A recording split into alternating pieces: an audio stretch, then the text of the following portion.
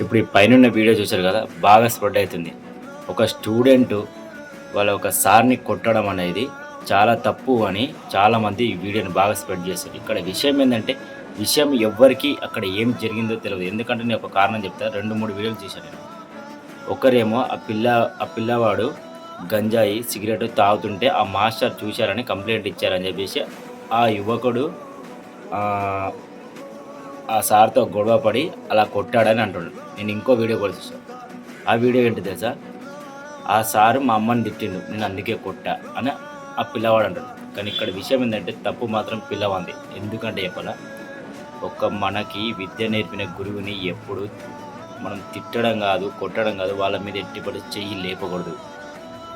మనం వెళ్తుంది చదువుకోవడానికి. అక్కడ ఏదైనా తప్పు జరిగితే అతను ఫస్టు ఏ టీచర్ ఉన్నారో వాళ్ళకంటే పెద్ద ఎవరైతే ఉన్నారో ప్రిన్సిపాల్ గానీ, హెచ్ఎం గానీ ఎవరుంటే వాళ్ళకెళ్ళి కంప్లెయింట్ ఇవ్వాలి.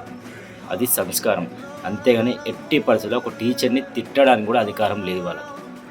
ఏ ప్రాబ్లమ్ వచ్చినా ఫస్ట్ కంప్లెయింట్ పెద్దవాళ్ళకియ్యాలి.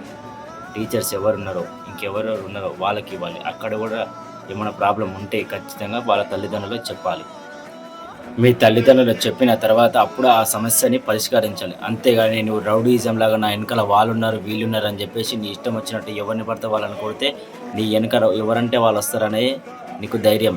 ముఖ్యంగా ఇలాంటి యువత చెడిపోవడానికి రాజకీయమే కారణం. ఎందుకంటే రాజకీయ పరంగా చాలామంది నాకు అండగా సపోర్ట్‌గా ఎవరో ఒకరు వస్తారు. నేను కొడితే నా వెనకాల నలుగురున్నారనే ధైర్యం వీళ్ళకొచ్చేస్తుంది. మీరు గమనించండి ఎక్కడైనా బాగా ఎక్కువ రోడ్ల మీద గానీ ఎక్కడైనా గొడవలు జరిగితే ఎక్కువ చేసేది యూత్. ఎందుకో తెలుసా? వాళ్ళు ఒక నలుగురు, ఐదుగురు ఉంటారు. వాళ్ళకి ఒక చిన్న గొడవ జరిగినా గానీ నా వెనకాల వీళ్ళున్నారు అనే ధైర్యం వాళ్ళకున్నది. ఆ ధైర్యం గాని లేకపోతే వీళ్ళు ఎలా ఉండాలో అలా ఉంటారు.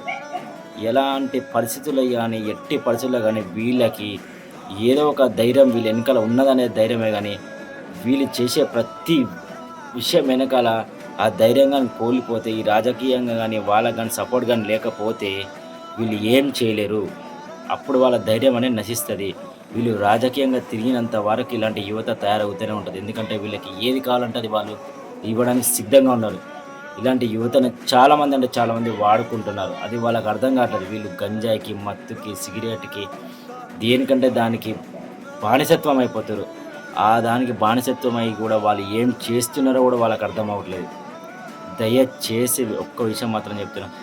పిల్లలు ఏం చేస్తుర్రన్నది తల్లిదండ్రులు ఖచ్చితంగా మీరు గమనించాల్సిందే. వాళ్ళు ఎక్కడికెళ్తుర్రు? వాళ్ళకెళ్ళింది ఎక్కడికి? వాళ్ళు ఏం చేస్తున్నారు? వాళ్ళు ఇంతకి ఏం తాగుతున్నారు? ఏం తింటున్నారు? ఎక్కడెక్కడ ఎవరితో పరిచయాలు పెంచుకున్నారో ఖచ్చితంగా ఒక్క కన్ను మాత్రం ఖచ్చితంగా వేయాలి. అలా వెయ్యకుంటే మాత్రం ఇలా తల్లిదండ్రులు కూడా తప్పే ఉంటది. ఎందుకంటే మీరు గమనించారో లేదో ఇప్పుడు రీసెంట్‌గా కర్నూలు జిల్లాలోనే ఎక్కడనో జరిగింది ఒక విషయము. కన్న తండ్రే కొడుకుని అడ్డంగా నరికి చంపేశాడు. ఎందుకంటే తెలుసా?